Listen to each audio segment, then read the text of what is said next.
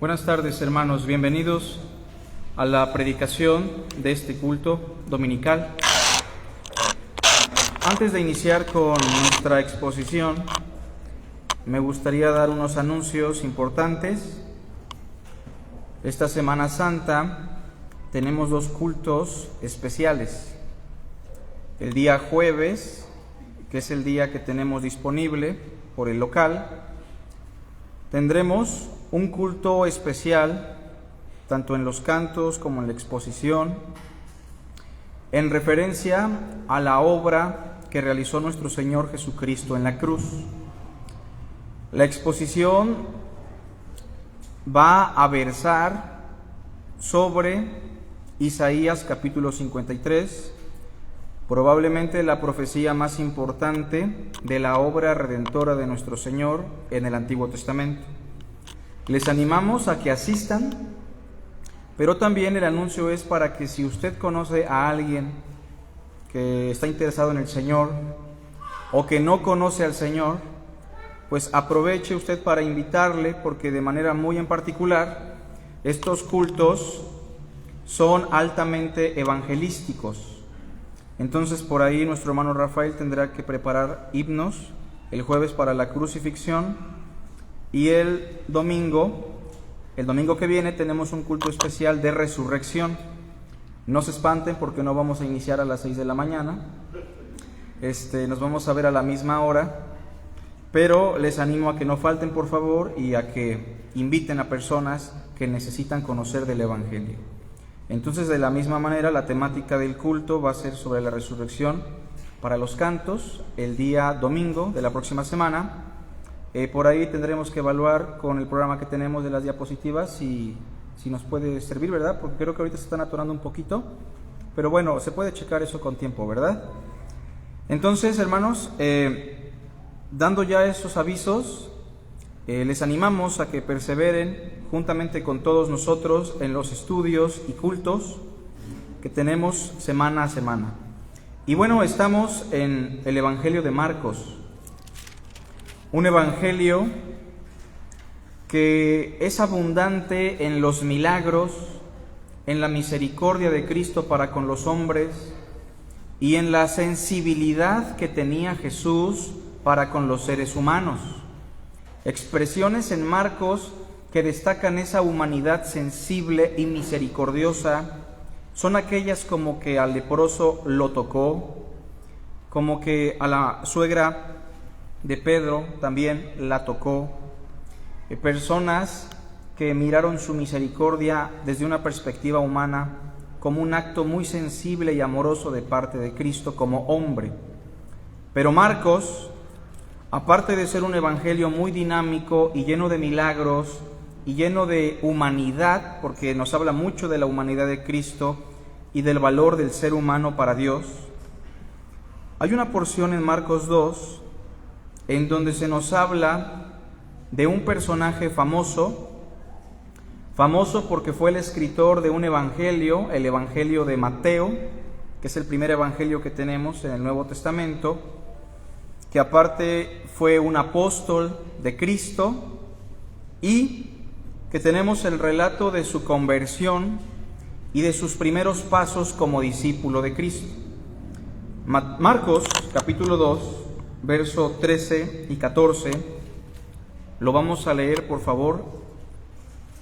Síganme con su vista. Recordemos que para este momento el Señor Jesús ya sanó a la suegra de Pedro, ya sanó a un leproso, ya sanó a un paralítico, pero en este pasaje se nos habla de manera muy personal en cuáles fueron los primeros pasos de este personaje llamado Mateo o Leví. Dice así el capítulo 2, versos 13 y 14. Después volvió a salir al mar, y toda la gente venía a él y les enseñaba. Y al pasar, vio a Leví, hijo de Alfeo, sentado al banco de los tributos públicos, y le dijo: sígueme. Y levantándose, le siguió. Hoy vamos a reflexionar sobre marcas de un discípulo de Cristo. Hoy vamos a meditar sobre cuáles son las marcas de un discípulo de Jesús de Nazaret. ¿Se ha preguntado usted qué es lo que caracteriza a un discípulo de Cristo? Bueno, hay muchos pasajes que nos hablan sobre cuáles son las marcas de un verdadero discípulo de Jesús. Pero primero, tenemos que hacer una distinción. Muchas veces se piensa que por ser creyentes somos discípulos. Y sí, muchas veces la expresión se usa de manera indistinta. Pero siendo muy estrictos, ser creyentes en Jesús, lo cual nos hace salvos para siempre, no significa que verdaderamente estemos viviendo como discípulos, ¿verdad? Porque ser un discípulo tiene que ver con lo que dice el verso 14 al final, cuando Jesús le hizo el llamado y le dijo, sígueme. Ser un discípulo entonces tiene que ver con seguir la vida, las enseñanzas y el ejemplo de nuestro Maestro Jesús. Por ahí el apóstol Juan dirá, dijo Jesús a los judíos que habían creído en Él, si vosotros permaneciereis en mi palabra, seréis verdaderamente mis discípulos y conocerán la verdad y la verdad os hará libres. Usted está aquí hoy no solamente porque ha creído en Jesús, usted está aquí porque usted quiere ser un discípulo de Cristo, ¿o no? Porque usted quiere vivir como un discípulo, porque usted está tratando de luchar y de batallar con aquellas cosas que usted aborrece de su persona, que van en contra de lo que Cristo busca en un discípulo. Bueno, pues hoy hablaremos de las marcas de un discípulo de Cristo en el modelo de Mateo, en el modelo de Leví. Este personaje del verso 14, que se llama Leví, es el mismo que aparece en el Evangelio de Mateo con el nombre Mateo. Es un mismo nombre. Bueno, este personaje, por lo que hemos leído en el verso 14, era una persona corrupta, era una persona que se dedicaba al oficio de publicano, lo cual significaba que él cobraba impuestos. Siendo judío, cobraba impuestos a favor del Imperio Romano, lo que lo colocaba como un hombre traidor a la nación, traidor a la fe judía, traidor al Dios de Abraham, Isaac y Jacob, y lo cual implicaba que su único contacto en la sociedad era con las rameras, con los otros publicanos, con los romanos, con los paganos, los griegos, los egipcios, de manera que Leví y cualquier otro publicano tenían un estilo de vida bastante corrupto, depravado, desviado, lejos de Dios, lejos de las Escrituras, lejos de la nación israelita. Eran judíos, pero nada más de nombre, porque todos los demás judíos los veían como personas asquerosas y malditas por Dios, ya que han traicionado a la nación y han traicionado al Dios de nuestros padres. ¿Cómo se atreven a cobrar impuestos a favor de un imperio pagano que nos está oprimiendo? Pero una persona así de perversa, como también lo fue Zaqueo, jefe de los publicanos, lo recuerdan en Jericó, son precisamente las personas que Cristo llama para que sean sus discípulos. De hecho, así lo dice el versículo 17. Los sanos no tienen necesidad de médico, sino los enfermos. Cristo dijo, no he venido a llamar a justos, sino a pecadores. Usted entonces de antemano sabe que usted está aquí hoy como creyente de Jesús, porque usted es una persona que viene de un contexto pecaminoso, desastroso, abominable, por cuanto todos pecaron y están faltos de la gloria de Dios. Como dijo el salmista, no hay justo ni aun uno, no hay quien entienda, no hay quien busque a Dios, todos se desviaron, a unas se hicieron inútiles, no hay quien haga lo bueno, no hay ni siquiera uno. Es más, Pablo sigue diciendo, sepulcro abierto es su garganta, con su lengua engañan, etcétera, etcétera. Y si tenemos de repente por ahí ciertas justicias antes de venir a la fe y pareciera que hacíamos cosas buenas, Isaías deja muy en claro que todos nosotros metafóricamente somos como suciedad y todas nuestras buenas obras eran como trapos de inmundicia.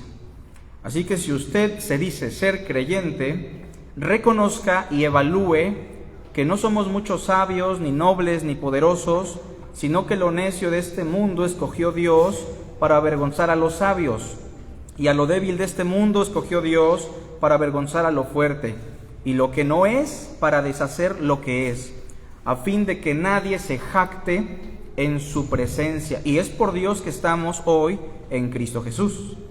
Así que tengamos en cuenta eso, somos pecadores redimidos, somos personas que merecemos la cólera de Dios, el abandono eterno, pero que por pura gracia hemos sido salvados, al igual que Leví, el publicano. Bueno, pero hoy nos interesa muchísimo considerar algunas marcas de este personaje como discípulo de Cristo, porque usted no solamente quiere ser un creyente, que eso le basta para ser salvo. Usted tiene que convertirse en un discípulo maduro de nuestro Señor Jesucristo. Así que, en primer lugar, me gustaría destacar que la primer marca de un discípulo de Cristo, número 1, tiene que ver con alguien que está dispuesto a dejarlo todo por causa de Cristo. Alguien que está dispuesto a dejarlo todo por causa de Cristo. Noten que el punto no dice que para ser un discípulo de Cristo usted tiene que dejarlo todo. Ese no es el punto. ¿Cómo dice el punto? Que debemos estar dispuestos. Es diferente, ¿verdad? Para que usted no se vaya hoy pensando que tiene que dejar todo lo que hace, su trabajo, su familia, porque usted quiere ser un discípulo de Cristo. Pero si la situación se presta, si llega la persecución, la tribulación, o si el ambiente se convierte en un ambiente hostil en este mundo, en la familia, en el trabajo, etcétera, un verdadero discípulo es alguien que tiene que estar dispuesto a dejarlo todo por causa de Cristo. Y eso pasó en el Nuevo Testamento muchísimo. Quiero que noten el verso 14, cuando Cristo le hace el llamado a Leví, le dice, sígueme. Una sola palabra que está implicando, quiero que seas mi discípulo. Sígueme, no solamente significa camina atrás de mí, significa, teológicamente, sigue mi ejemplo, sigue mis enseñanzas, vive como yo vivo, pisa donde yo piso. Esa es la idea. Sé mi discípulo. Y dice el verso 14, y levantándose, le siguió. Pero me gusta todavía más cómo lo explica Lucas, capítulo 5,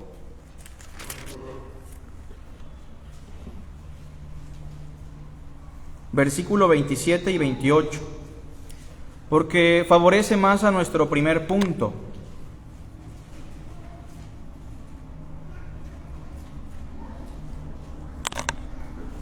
Después de estas cosas salió y vio a un publicano llamado Leví. ¿Verdad que es la misma historia?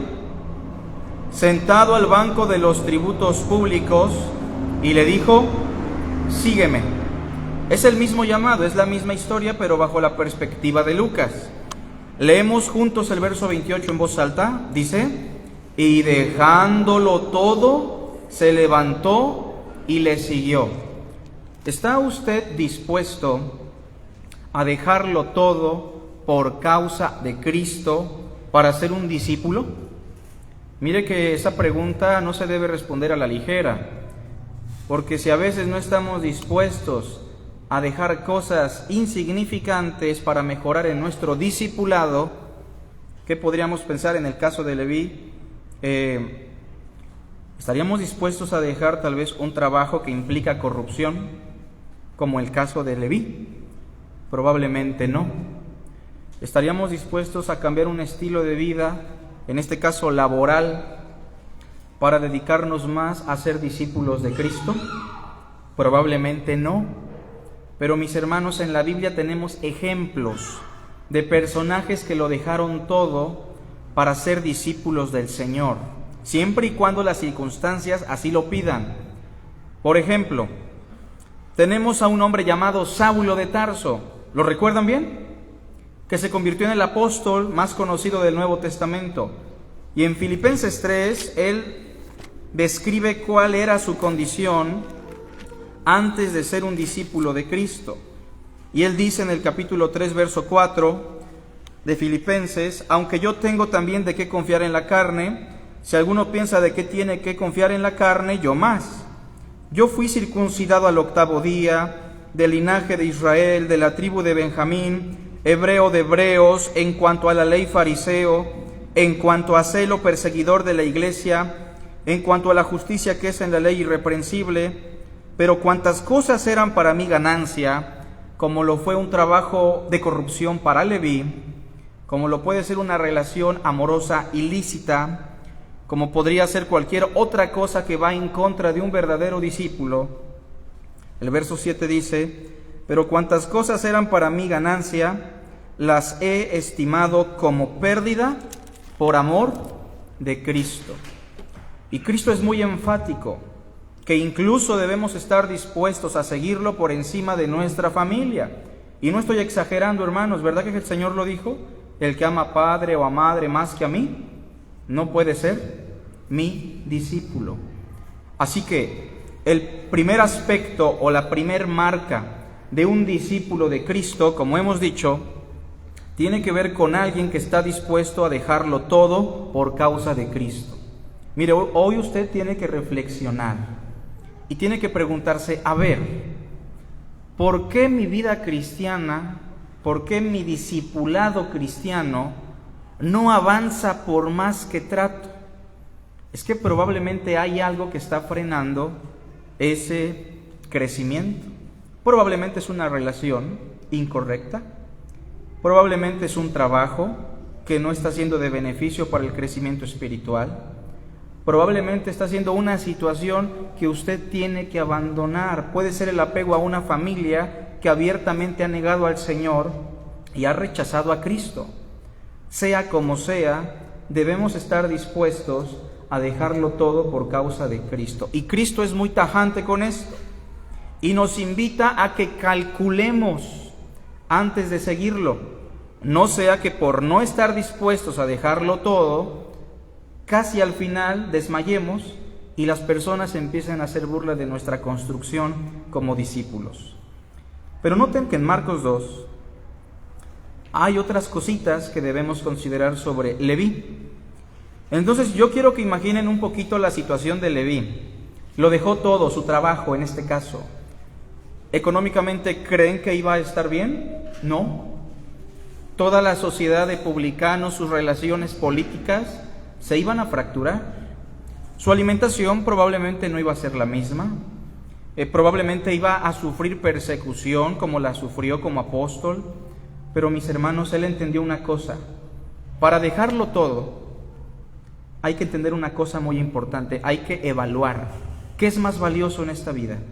¿Qué es más valioso? ¿Cristo? Claro, más allá de una relación, más allá de un trabajo, más allá de mis padres, más allá de una familia que lo rechaza abiertamente, Cristo es más valioso que todo. ¿Se acuerdan de Zaqueo, el publicano, que dijo? La mitad de los bienes que tengo se lo doy a los pobres. Y si a alguien he defraudado, se lo devuelvo cuadruplicado. ¿Pero por qué, hermanos? Porque antes de conocer a Jesús, este publicano consideraba valioso el dinero a costa de la corrupción y de dañar a los pobres. Pero una vez que él conoció a Cristo, entendió que lo más valioso en esta vida es Dios en la persona de Cristo. ¿Qué tan valioso es Jesús para usted? Porque Cristo dijo: porque donde esté vuestro tesoro, ¿se lo saben? Allí estará también vuestro corazón. Una pregunta para reflexionar que le puede ayudar a usted: ¿en qué invierte más su tiempo? ¿Su dinero? ¿Su intelecto? No me responda. Respóndase usted: a ver, ¿en qué estoy invirtiendo todas estas cosas? ¿Mi cuerpo? ¿Mi físico? ¿Mi tiempo? ¿Mi intelecto? ¿Mi juventud? ¿Mi sabiduría? ¿En qué lo estoy invirtiendo? ¿En Cristo Jesús? ¿En ser un discípulo de Cristo? Y si no es así, hermano, hermana, tienes que evaluar si realmente es la voluntad de Dios la vida que estás llevando. Pero sigamos. Versículo 15, hermanos. Después de que lo siguió, dice el versículo 15: aconteció que estando Jesús a la mesa en casa de él, ¿qué es lo que podemos percibir? Una convivencia, ¿verdad? Una comida en casa ¿de quién? De Leví. Pero otra vez me gusta más cómo lo describe Lucas 5:29. Lo describe con más detalle, de tal forma que nos ayuda todavía más. Todos en voz alta, verso 29, hermanos, la primera expresión. Y Leví le hizo gran banquete en su casa. En segundo lugar, hermanos, segunda marca de un discípulo de Cristo, alguien que honra a Cristo con sus bienes. ¿Cuál fue el motivo de ese convivio, hermanos? ¿Qué dice el verso 29? Vean el verso 29. Y Leví le hizo gran banquete. Repito, ¿cuál fue el motivo de esa convivencia? Cristo. El banquete en honor ¿a quién fue? A Cristo. Vemos que este es un hombre que, si bien tiene por ahí bienes en este mundo, los usa para honrar a Jesús de Nazaret. Probablemente la casa de Leví era una casa hermosa, porque era una persona que tenía un buen trabajo, pero también tenemos a personas humildes que dentro de sus posibilidades honraban a Jesús con sus bienes. Ustedes recuerdan a muchos personajes seguramente, pero esta es la segunda marca que debemos destacar, mis hermanos. Y lamentablemente, cuando hablamos de los bienes materiales, en el cristianismo se ha hecho costumbre jugar con la fe y explotar económicamente a las personas. Pero mis hermanos, en un contexto saludable, en un contexto de sana doctrina, debemos entender que todo lo que tenemos, lo tenemos para honrar a Cristo. Mi casa, mi automóvil, mi dinero, bueno, no es mío. Todo lo que tengo, mi salud, le pertenece a Dios y lo tengo que usar para honrar a Cristo Jesús. Y eso es lo que vemos en este personaje llamado Leví. Versículo 29, y Leví le hizo gran banquete en su casa. ¿Usted ocupa o estamos ocupando nuestros bienes para honrar a Cristo? No me malinterprete, no estoy diciendo que usted hoy llegue con la quincena y lo eche en la canasta, no estoy diciendo eso. Estoy diciendo que dentro de sus posibilidades materiales, usted honre a Cristo en todo lugar, a cada momento.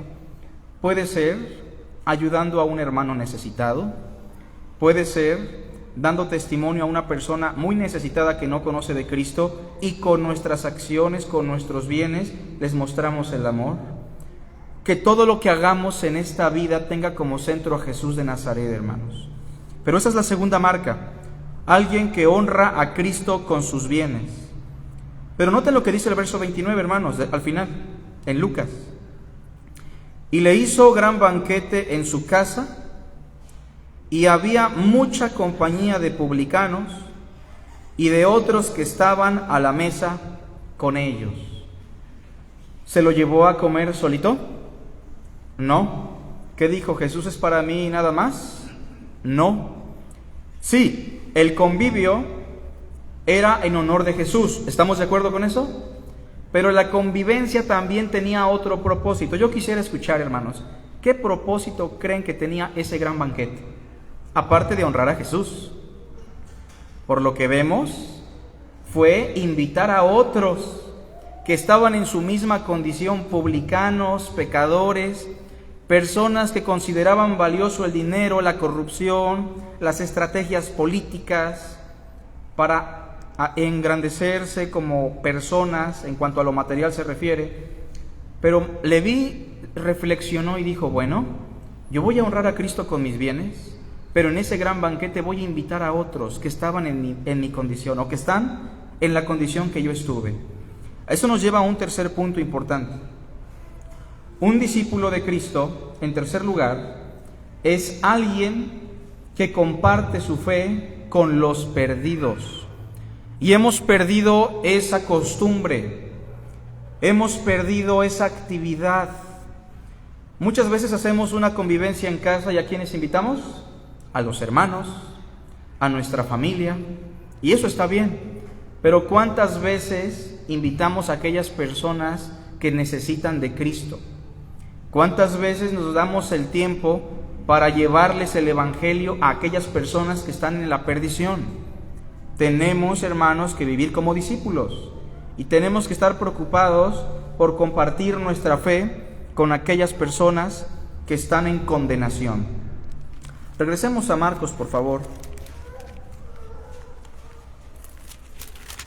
Por lo regular, me he dado cuenta que muchos hermanos cumplen con esa marca y me da mucho gozo y alegría porque muchas veces se me invita a un cumpleaños, a una convivencia y se me dice: pastor, queremos hacer una convivencia en la familia, pero no queremos pasar por alto lo más importante. ¿Nos podría acompañar para que mi familia que no conoce de Cristo pueda escuchar el mensaje de salvación? Pero lamentablemente también a veces, hermanos, me he encontrado con personas que profesan fe, que me invitan a unos 15 años, a una convivencia, y sí, si se puede por ahí da un sermón, pastor, de favor, pero me ha tocado, hermanos, realmente notar la preocupación porque no se predique. Todo lo contrario. Me he encontrado con hermanos que tristemente me dicen: hermano, pero 10 minutos por favor, porque ya es hora de la comida y quisiéramos que fuera breve. O pastor, de favor trate de tocar algunos aspectos que no vayan a ofender a mis familiares, a mis invitados. Mis hermanos, ¿de qué se trata el cristianismo? Todo lo que hacemos, lo que tenemos que hacer para canalizar al mundo a Cristo. No me avergüenzo del Evangelio, dice Pablo, porque es poder de Dios para salvación a todo aquel que cree. Lo que hace usted en su vida cotidiana, ¿lo hace para que otros conozcan a Jesús? No tiene que avergonzarse de Cristo. Y terminamos con el punto número 4. En cuarto lugar, un discípulo, como dijimos al principio y lo recalcamos en este momento, es alguien que ha reconocido honestamente su pecado. Muchas veces vivimos en soberbia, vivimos llenos de orgullo, de vanidad. ¿Y saben por qué, hermanos?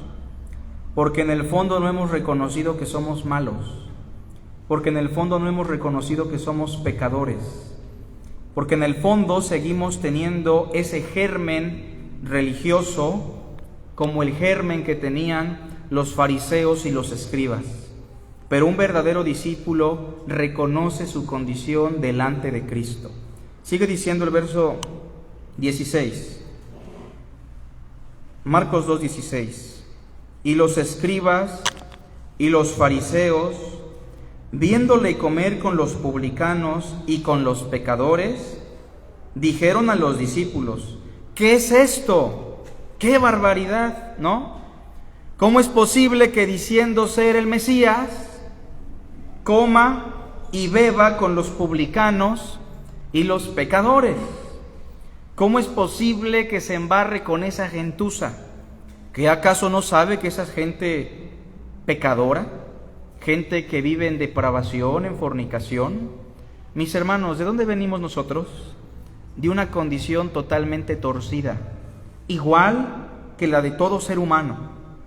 Pero aquí tenemos a un grupo de personas que, aunque se consideran discípulos de Moisés, porque se consideraban discípulos de Moisés, y aunque se consideraban personas de Dios, tienen una actitud perversa, lo que Dios más aborrece. Si han visto la lista de Proverbios, 6 cosas aborrece el Señor y aún 7 abomina su alma. Y en primer lugar está los ojos altivos. Mis hermanos, Dios resiste a los soberbios. A los soberbios Dios los mira de lejos, pero le da gracia a los humildes. Muchas veces no dimensionamos lo que significa ser un discípulo, hermanos, y vivimos un estilo de vida muy fariseo, muy rígido, exigiendo mucho de los demás, criticando y aplastando la vida del pecador. Pero mis hermanos, ¿el pecador es valioso para Cristo o no?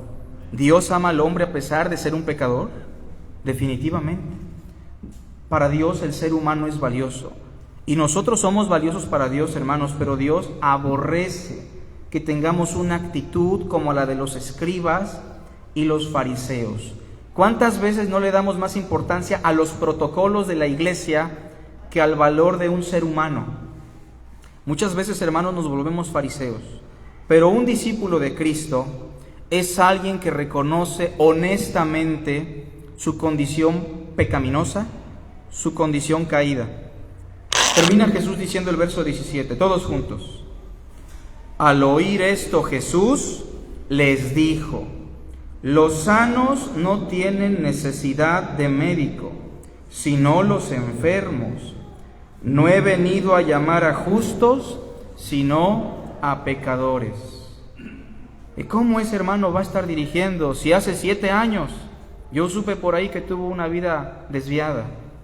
¿Cómo tal hermana va a servir si llevaba un contexto de vida complicado hace tiempo? Sí, entendemos que los que sirven tienen que tener buen testimonio, pero mis hermanos, por más que querramos ser perfectos, todos tenemos un contexto perverso. ¿Quiénes somos los que servimos a Dios? ¿Quiénes somos los discípulos? Personas pecadoras. Recuerdo con mucha tristeza cómo hubo un jovencito nuevo en la fe, en una iglesia hace años, que se le permitió tocar el teclado. Y con mucho esmero estuvo estudiando, se le estuvo apoyando con las clases. Y cuando llegó el día de tocar el teclado, se le olvidó su corbata. En esa iglesia se acostumbraba llevar corbata. Y recuerdo que fue más importante para el liderazgo el protocolo de una corbata. Y cuando inició el culto, el pastor dijo: no toques, por favor, vamos a cantar todos a capela. ¿Y la razón cuál fue? La corbata. Mis hermanos, menciono estas cosas porque son absurdas, pero muchas veces ustedes y yo reaccionamos como fariseos con nuestros condiscípulos. Un verdadero discípulo se distingue por entender su condición. Y si Cristo reprendió algo en su ministerio, ¿qué fue? La soberbia, la actitud de los fariseos. Miren, con aquellos pecadores que vivían en fornicación, depravación, corrupción, Cristo fue muy sensible. ¿Recuerdan el tacto que tuvo con la mujer samaritana? O sea, fue tan sensible y tan paciente con ella, pero Cristo no fue tan sensible con los religiosos. A los religiosos de manera muy tajante y en público los confrontaba y les decía: ay de vosotros, escribas y fariseos hipócritas, que coláis el mosquito y tragáis el camello. Cuidado, tengamos cuidado de no caer en el pecado de los fariseos, ser discípulos que pensamos que estamos mejor que los demás. Así que, mis hermanos, en cuarto lugar, enfatizamos: la marca de un discípulo es la marca de alguien que ha reconocido honestamente su pecado. Y si hoy usted nos visita, si usted tal vez dice: yo ni siquiera soy un discípulo de Jesús, pero estoy escuchando por primera vez este mensaje, déjeme recordarle o anunciarle que hace 2000 años, el Dios que creó los cielos y la tierra, el único Dios vivo y verdadero, envió a su Hijo Jesús de Nazaret. Lo envió para que como hombre ganara salvación para todos nosotros. Vivió perfectamente sin pecar, murió en una cruz, resucitó al tercer día y por gracia de Dios gratuitamente ofrece salvación para todos aquellos que crean en Él.